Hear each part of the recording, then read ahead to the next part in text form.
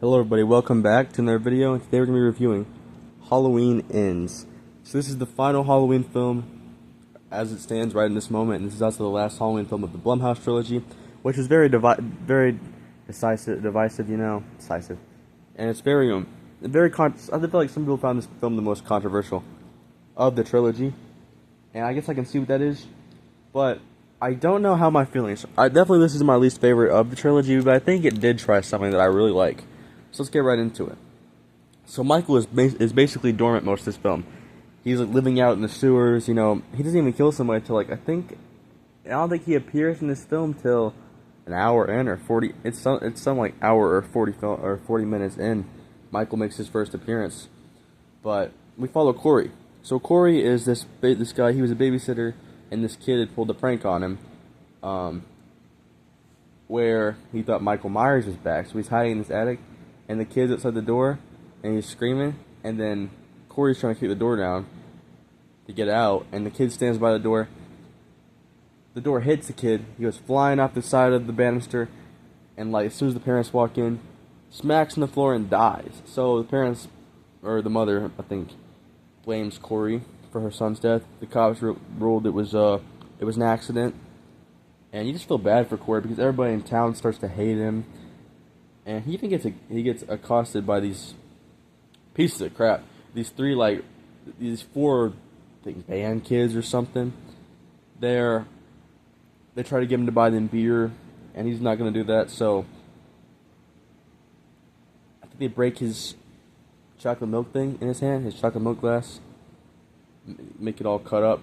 And then Laurie and him, they slash the tires because they both know what it's like to be hated because.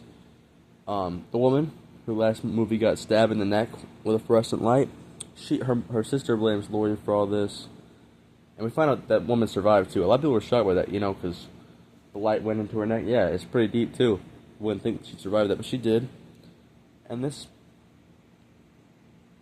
kind of cool to see that Laurie and Corey have the same kind of thing going on, of. They're both this town thinks they're the reason that they killed some of their loved ones died and that people got injured. And honestly, I think that Corey's a really good character.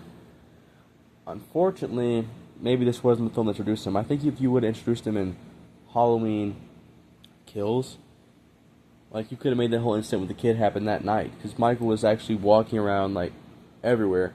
Because the way this is set up, this takes the part at the end, or the part at the beginning where the kid dies takes place in 2019. The main film takes place in 2022. So it would have been 3 years before this film that the kid died. 4 years since Halloween Kills or Halloween 2018 Halloween Kills. And you can kind of see the grief, the grief that Allison and Laurie are going through. Again, Andy, she does a good job as Allison. I think she's a really strong part of this trilogy.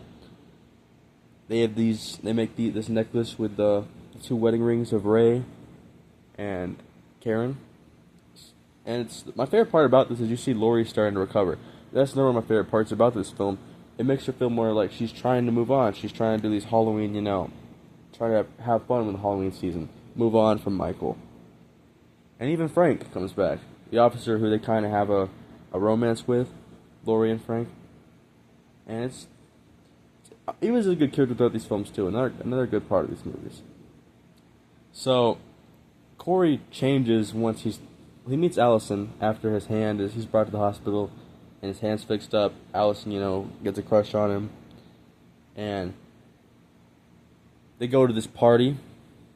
And the mother of the kid that Corey accidentally killed, or the mother of the accident, that sounds bad. The kid that had the accident, and she's blaming him and stuff, and then he leaves, he runs off. Allison tries to stop him, he ignores that, keeps going, and the bullies, these band kids, accost him again, tossing him off the bridge, down by the sewer where we see him dragged in. He wakes up, and Michael grabs his neck, and just stares into his soul, and it's maybe the evil transferred from Michael to him. And we see Michael's living in this little cubby hole of the sewer looking thing. It's really all decrepit kind of looking. Corey comes out, kills the homeless guy, who claims he's Michael Myers. The homeless guy's holding a knife up to Corey. Corey takes the knife, stabs him, and we see he gets his confidence to him. And he stands up for Allison whenever Allison's ex-boyfriend tries to get up in her face.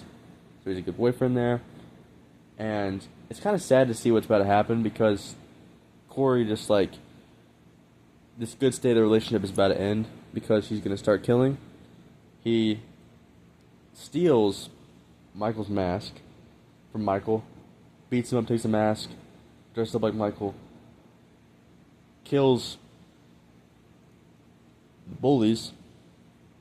Wait, no, he kills the doctor first with Michael, kills the doctor and one of Allison's co-workers that was sleeping with the doctor, and then the next night, I believe, he beats Michael up and steals the mask and and dresses up like Michael and goes on the rampage. Then he kills the bullies that I'm back, guys. He kills the bullies that were accosting him at the junkyard his stepfather works at, and then one of them shoots his stepfather accidentally because his stepfather was the one that was nice to him because it's implied that Corey's mother might have sexually assaulted him or something like that, and it's really, she gets an off-screen death too, which, I mean, being that bad to Corey, we kind of deserve to see that on screen. There's also that blowtorch kill too, earlier at the junkyard, which is a really nice kill. That's one I like. And the last really good kill is the DJ who was like talking crap about Allison. And he slices his tongue off.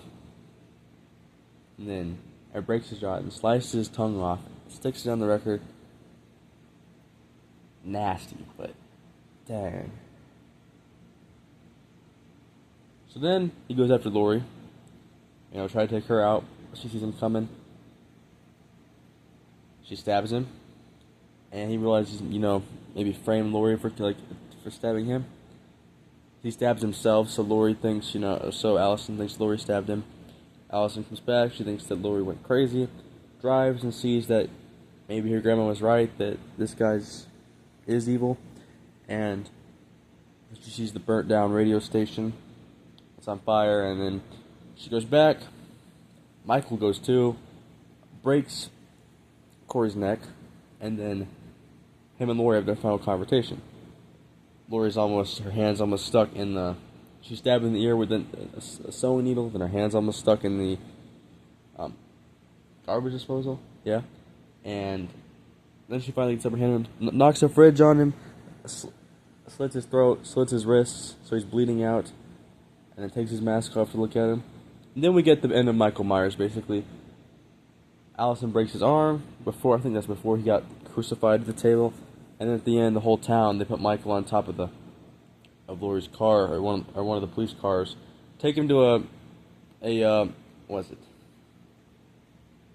not a wood chipper. It's like an industrial grinder, or something. I'm going to call it a grinder. I don't know the exact word for it. He's put into it and he's ground up into meat. So that's the end of Michael Myers for this. We see Allison move out of Haddonfield next, and Lori tries to start over with Frank. Wow. This film, honestly, to me, it's not as bad as I thought it was. Definitely my favorite of this franchise, or this trilogy at least. But overall, I just think there could have been a better ending to this trilogy. If you would have put Corey and Halloween Kills, you could have set up something better. But they didn't. Actually, this script and that script were written back to back, I believe, or at the same time. And because I know after 2018 it got renewed for a 2-movie deal, or that they picked up 2 sequels for it, and yeah, that's the biggest criticism I see. But I feel like Halloween Kills is going to have a Halloween 3 resurgence. Maybe not this decade, but in a couple decades, or maybe like even 10, 15 years, we're gonna have probably people saying, "Oh, Halloween Kills was not that bad. Actually, it's kind of risky. It was risky what it did," and I can respect that about it. Just like how I respect how Rob Zombie was doing what he wanted to with Halloween 2, the remake. So this is the last review of my reviews of this franchise. It's been interesting. I definitely think that on retrospect, A Nightmare on Elm Street definitely has a better set of movies. I think that it's arguable. It's very arguably, I think that the Nightmare on Elm Street, the original, is better than the Halloween original. But it's very close. Of course, Halloween inspired it. It's inspired almost a lot of slashers. But I'd also say that Friday the 13th has had a better franchise. Overall, now it has some lows. Jason Goes to Hell is probably worse than Halloween Resurrection. Probably not. It's a little bit above. But Jason has had more consistency to him. But I can respect that Halloween tried some things new with some, even though some feel a little stale. Overall, Michael Myers is an amazing slasher. And it's been a blessing to cover this franchise. I love you guys. Take care. Stay blessed. Christ, I hope you see you in the next one.